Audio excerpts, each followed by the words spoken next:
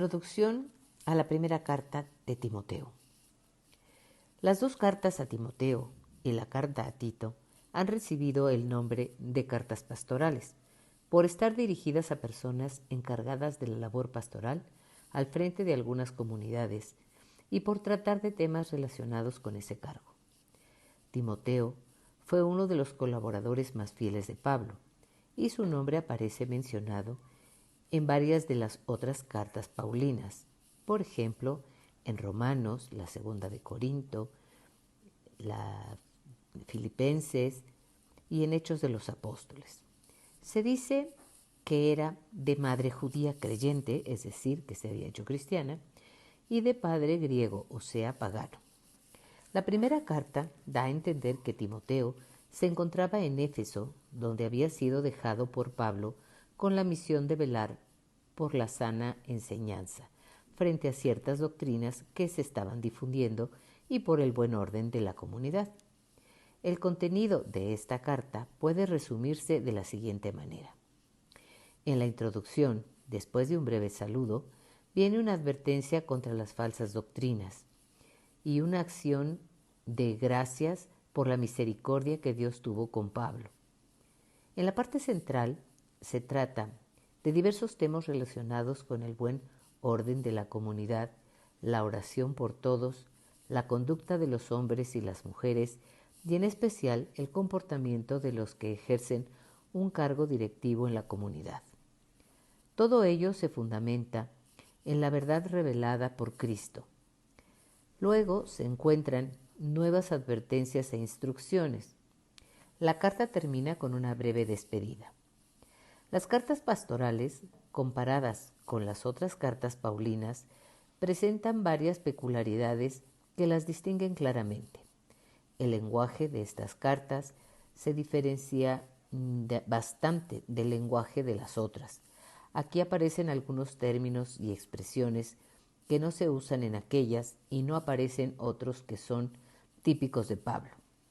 En cuanto al contenido, también hay diferencias notorias. En estas cartas se observa una insistencia en la necesidad de perseverar el depósito, es decir, la sana doctrina que se ha recibido y se debe transmitir. Los grandes temas doctrinales de las cartas antiguas aparecen aquí mencionados, sobre todo en resúmenes que utilizan fórmulas tradicionales. Por otra parte, estas cartas reflejan una organización muy desarrollada y fija en las comunidades. La actividad carismática, tan prominente en algunas cartas anteriores, ha sido sustituida por una vida más organizada.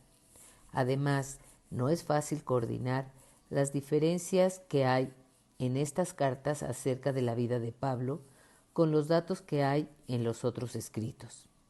Algunos creen que estas particularidades pueden explicarse por el hecho de que Pablo escribió estas cartas ya al fin de su vida y quizá valiéndose de un secretario.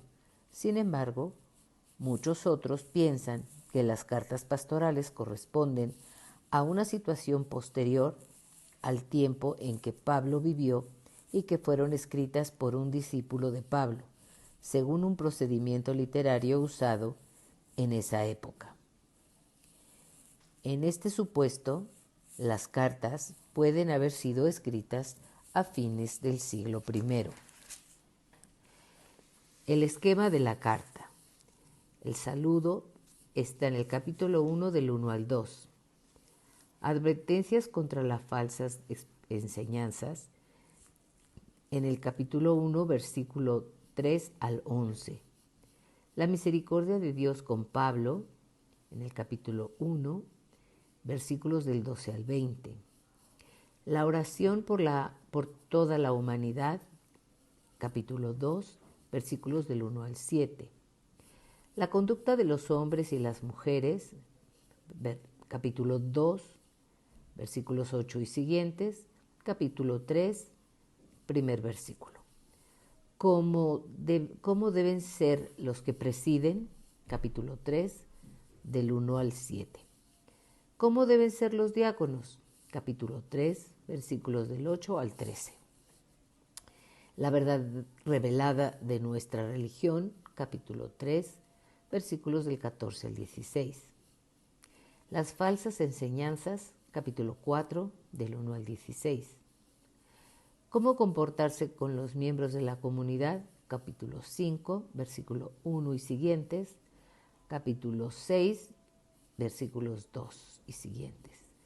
La verdadera riqueza, capítulo 6, versículos del 2 al 10, y exhortación a Timoteo, capítulo 6, versículos del 11 al 19.